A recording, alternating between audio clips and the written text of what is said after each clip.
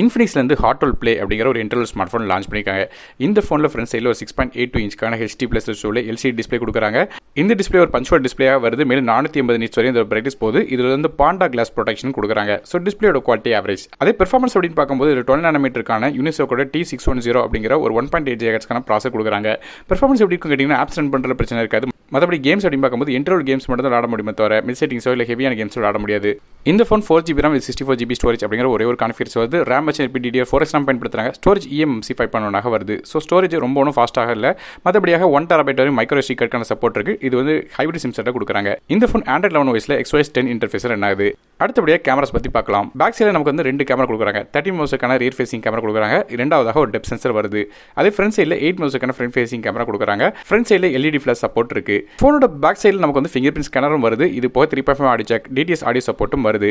இந்த ஃபோனில் 4G connectivity மட்டும் தான் இருக்குது. டியூல் 4G சப்போர்ட் இருக்கு.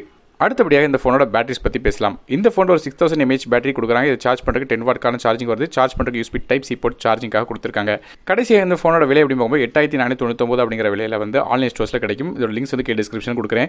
ஓவராலாக பார்க்கும்போது என்ட்ரல் ஸ்மார்ட் ஃபோன் ஜஸ்ட் ஆப்ஸ் மட்டும் யூஸ் பண்ணணும்னு நினைக்கிறவங்களுக்கு இது செட் ஆகும். ஸோ நீங்கள் இந்த இன்ஃபினிக்ஸோட ஹாட் ப்ளே பற்றி என்ன நினைக்கிறீங்க அப்படிங்கிறது கீழே காமெண்ட் செக்ஷனில் மென்ஷன் பண்ணுங்கள்.